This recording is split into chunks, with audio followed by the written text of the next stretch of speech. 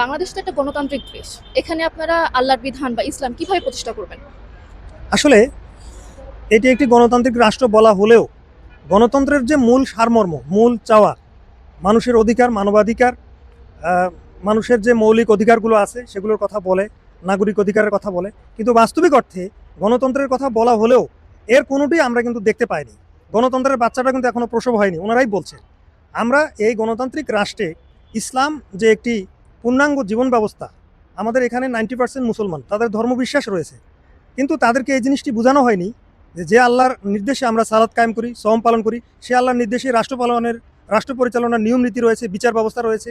এই বিষয়গুলো জনগণকে বুঝাইতে হবে, জনগণকে তাওহীদের মর্মার্থটা বুঝাইতে হবে, জনগণকে বুঝাইতে হবে ইসলাম কোনো ব্যক্তিগত কোনো আনুষ্ঠানিকতা নয়, এটা একটি রাষ্ট্র পরিচালনার একটি পূর্ণাঙ্গ জীবন ব্যবস্থা। সুতরাং আমরা যদি জনগণকে বুঝাইতে পারি যে ইসলাম একটি পূর্ণাঙ্গ কমপ্লিট কোড অফ লাইফ, এর ব্যক্তি পরিবার যেমন রয়েছে তেমনি জাতীয় জীবন, সামষ্টিক জীবন, বিচারিক জীবনও এর বিধিবিধান রয়েছে, যখন এই দেশের মানুষ এটা বুঝবে, এদেশের মানুষই সিদ্ধান্ত নেবে কি করে এখানে আল্লাহর দিনকে প্রতিষ্ঠা করা যায়।